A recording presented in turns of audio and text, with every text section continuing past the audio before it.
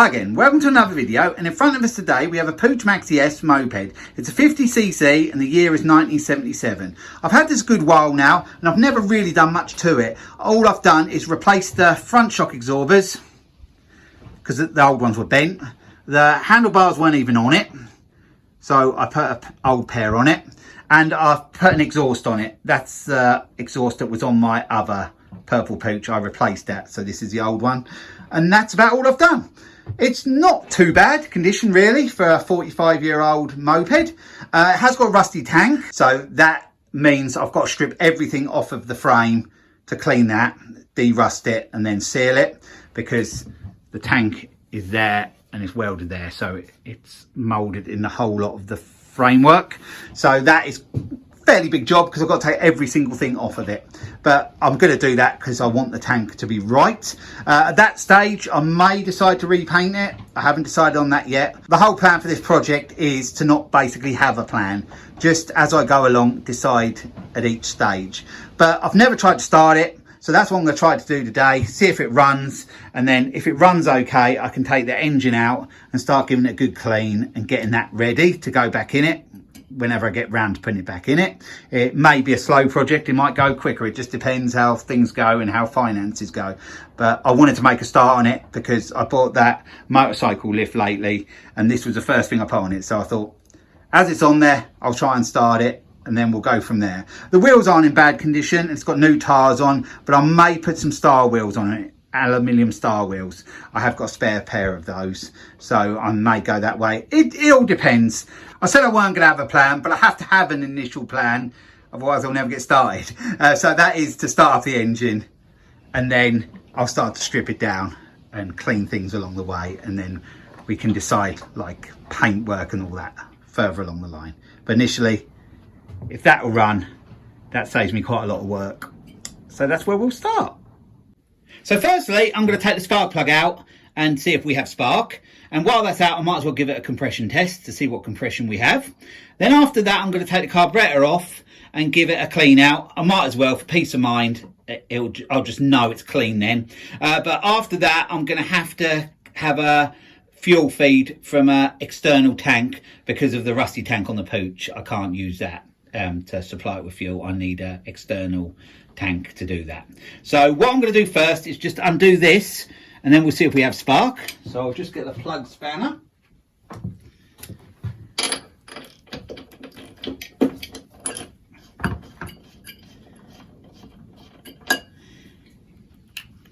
And then I'll just lay that there. I'll just get around the other side.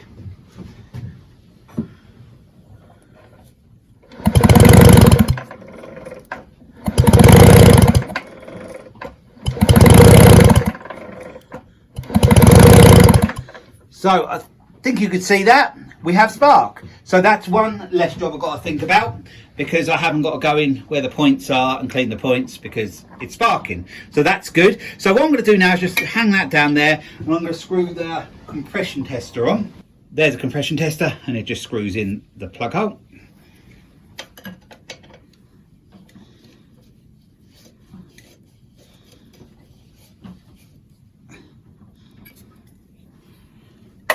I need the throttle open to do this, but I think the throttle cable is stuck, so I think that's going to be okay. And also I'm going to have to let the lift down as well so I can kick it over. So I'll be back with you in a second.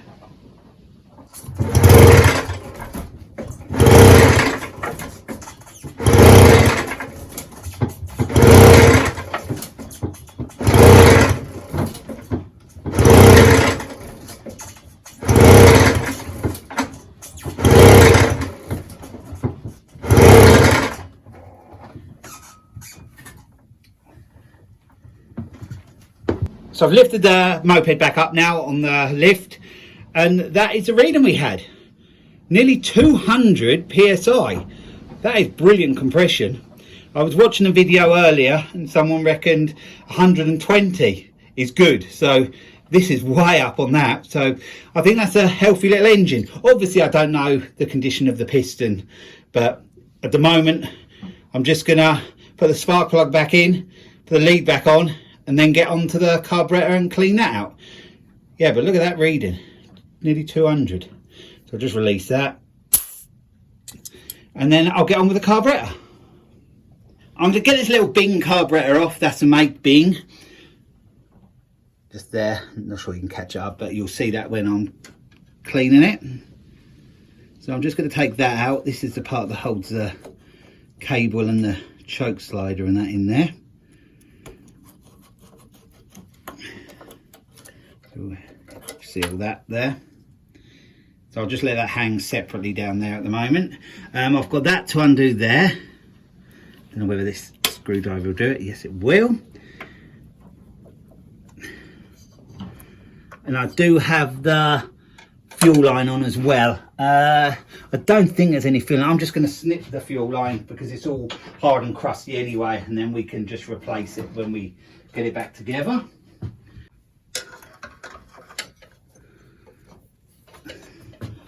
Hope there's no stinky fuel left in there, but there doesn't seem to be. Have we got enough room just to get that off? Sometimes you have to twist them around a bit to get it off. Get the whole fuel line off. Didn't want to have to take the manifold off, but possibly I might have to. But we might get past like that. There we have. So I'm getting it on the bench now, get that apart, and we'll give that a clean out. Now we have this Puch carb on the bench, and as you can see there, it's a Bing carb, and the information on the side is that. So I'm just going to take the bowl off first. I'm just going to do that with the impact. There, you can get the socket on there. That. Hopefully the rubber ring is okay. If not, I think I have got one in the drawer. You can see that's pretty horrible in there. But that should clean okay. Got the float there. All sticky and it smells quite bad as well. But it looks to be in okay condition. And I've got to get that pin out there.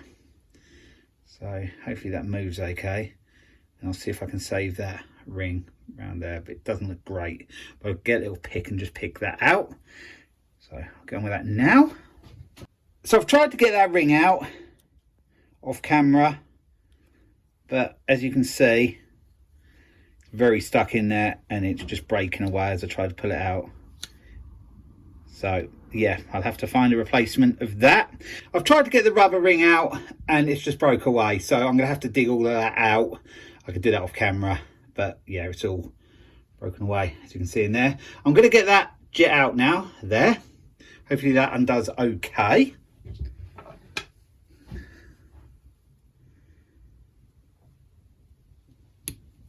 Yep, it does.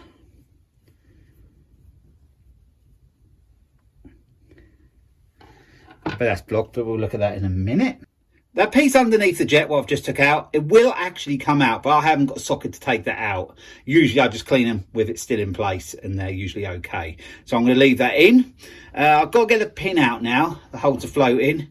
So I've got to be quite careful because I don't want to bust off any of them little pieces there that holds the pin in, so I've got to be quite careful there. I'm just going to get some little pin nose pliers just to see if I can nudge that along.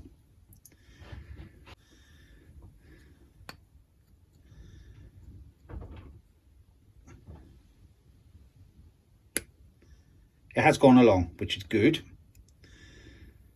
So it's not really tight. So let's see if we can just pull that out.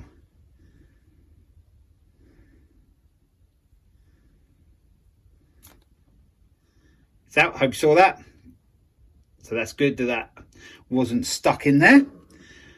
Now we can take that float off. The needle valve will come out as well. I'll just put that to the side to be clean of all the other bits. So on the bottom part of the carb, there's nothing else to take off. Like I said, I'm leaving that in place. I've just got to clean the gasket out from that groove. So on the top side of the carb, there's nothing really to take off apart from that adjustment screw, which I'll just screw that in and count it in. 1/2 and 1/4. So when I put it back in, I'll screw it all the way in and come out 3/4. So I'll get that out.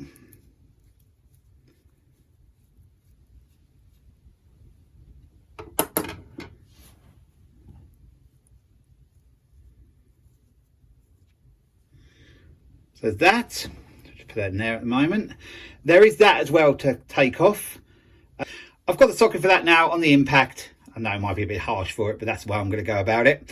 And I just want to make a note of the angle that goes back on, because that'll be the right angle to put the fuel line from the tank down to the carb, even though I'm not going to be using the tank for the fuel supply at the moment, but I'll still put it back on how it come off. So hopefully that'll undo easy, which it does. So let me just drop that down there so I know what order everything come off. So it's like that. And it is a bit dirty in there. Yeah, that needs a clean. It's like a little, I think it's like a little filter thing in there. I might be able to save the washers. I might have new ones, but the other one's stuck on there. As you can see, it is dirty in there. And that's about as far as I'm going to go at stripping the carb down. If I was to soak it in anything or put an ultrasonic cleaner, I probably would take that off. Which I'm not going to do that. I'm just going to give it a quick carb clean and a blow off. So I'm going to leave that in. That's like how you flood it up to get fuel through. And that's about it. So yeah, I'll just get organised and then we'll give it a good clean. Now I'm going to spray the carb down with some carb spray. I have loosened all that gasket around there, so it should come out okay now. Not really much to do on this. There's a hole that goes through the centre there.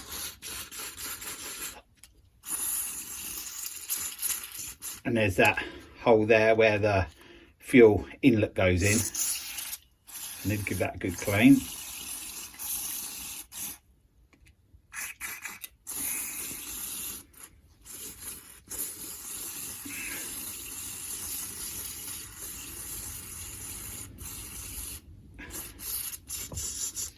So I'll just keep working on this, cleaning it up and getting it nice and clean, and then I'll blow it off with the airline and then I'll get on to the other bits. So all the parts are cleaned up now, so I can put this car back together. So what I'm going to do first is get the float back in. It just goes in like that. Then I have the pin here. Not sure which way it goes in. I think it might be a way it goes in one way easier than the other. Try it like that. We're winning. It's gone in a bit. I've just got yep, we're nearly there. Just use a little pliers just to finish it off.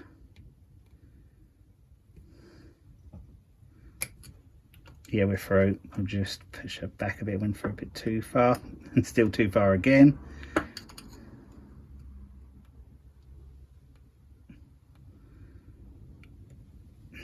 That's about it. So now I'm going to get the main jet back in.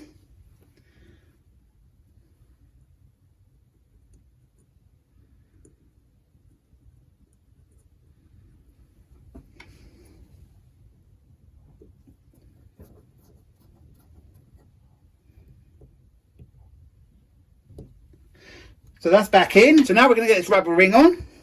So I'll put it in that side first, just work it round.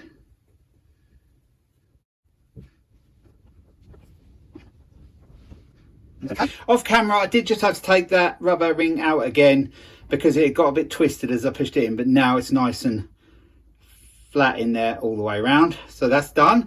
So everything in there is done. We can put the bowl back on. I'll just screw it up by hand at the moment. So we've got that adjuster to go in. Where was that? There. So that was all the way in and out 3/4 of a turn.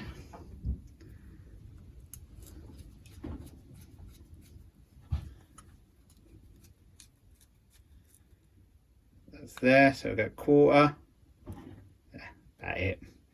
I can always adjust it when it's back on there anyway, so not going to matter. So I've finally got to put that piece back on now, the fuel inlet part. So we have that part, we have that, as you can see through there, it's nice and clear now. So push that in there. Then we need fibre washer each side, I'm reusing the old ones because I'm not sure I've got any other ones, but I'll probably buy a carb kit for this carb and do a whole sort of proper job on it and replace the parts what I can, and probably put it for the ultrasonic cleaner then. But for the purpose of starting up the moped, this clean is fine. So I think my angle is about there, but I've got to go up a bit tighter first. Something like that, I think.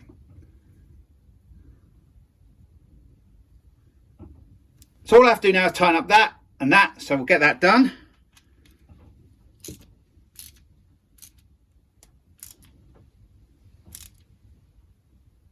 That one was 11mm. The bowl one is 14. So we'll just...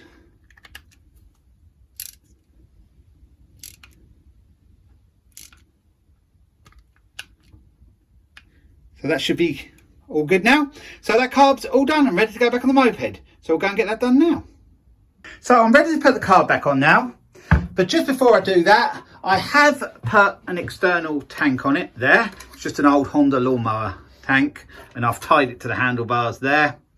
And the fuel line is connected to it. So that's ready to put on the carb when I fit the carb. I did forget to mention, before I started the video, I did check the oil and the oil was empty. So I did put some in it and it was this stuff. It's only for the gearbox on this because it's 2-stroke. For the engine part, it doesn't need oil because it gets the oil through the fuel. So it has no sump oil or anything for that. It just gets mixed with the fuel, but it does need it in the gearbox side. So the fillet is the other side. But I've done all that and it's got oil in it. So that's all good. So now I'm going to get the carb back on. I'm just going to put it on like that. I'm not going to twist it round yet like that because I need to put the throttle and the choke part on. It's a little bit fiddly, this bit. You've got a little piece that sticks out in there and that goes along with that groove on there. And at the same time, you've got to try and get the choke slider in as well.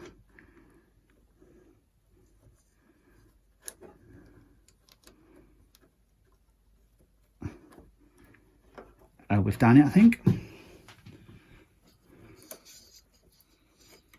Yeah, we have. So that's all gone in place. I've just got to do them 2 screws up.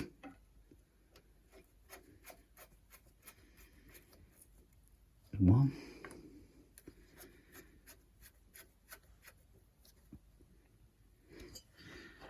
So that's in place now. I'll just tighten that up. Might just have to go with a socket on that to get it really tight, but I can nip it up with the screwdriver. Just bring it out just a little bit because there's that choke lever there. There it goes, up and down like that. So yeah, I haven't got an air filter for it here, but I'm going to start up without an air filter. I think on my unit I have got one in a box, but I may put a aftermarket one on this. I don't know yet, but it's only to start the engine up at the moment. So now we have cleaned the carburetor, found out we had spark, there's oil in it, and the compression was really good. So there's no reason this shouldn't start really. So that'll be the next thing we're going to do, try and start it.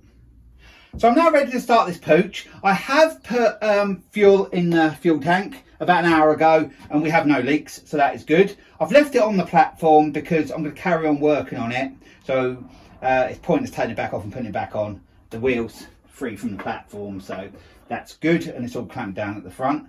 So I think I'm ready just to kick it over and hopefully it starts. There's no reason it shouldn't. The carb is clean, has compression, it has spark. So yeah, everything should be good. I might have to adjust the fuel a little bit, but as long as it runs, I'm happy at the moment. So I will, I think it's, yeah, it's on choke. I've just put it on choke. I'm just going to flood it up a little bit.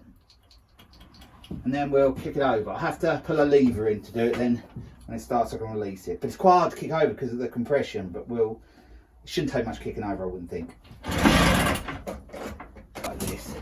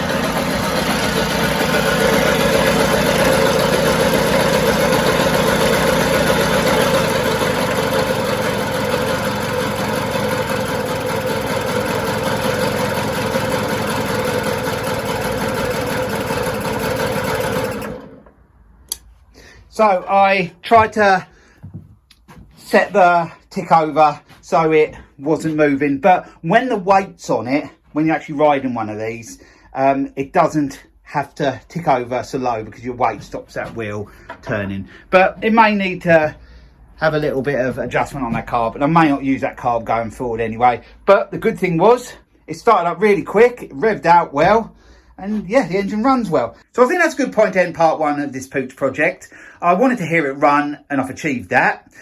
So I hope you enjoyed part one of starting this Puch up, and I'll see you in part two. So thanks for watching.